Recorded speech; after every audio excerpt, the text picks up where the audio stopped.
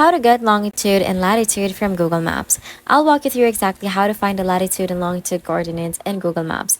If this guide helps you out, please consider subscribing and giving the video a thumbs up.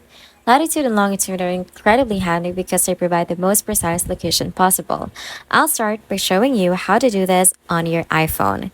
On your iPhone, you're just going to head over to your Google Maps, and then from here, you're just going to hold on a spot that you want to get the latitude and longitude from, and then from here, you will see the dropped pin. Now, if you look down at the bottom of the screen, you will see a section that says nearby address, and then what you're going to do is you're just going to click that drop down, and this is where you can see your coordinates displayed on the screen. So this is your longitude and your latitude. So in order for you to get this or to copy this, you're just going to have to tap on that. And then as you can see here, your coordinates have been copied to clipboard. Now you can share this to anyone, or you can send it to anybody that you want to share your longitude and latitude to. And that's it. If this video helped you, please don't forget to like the video and subscribe to the channel for more videos like this.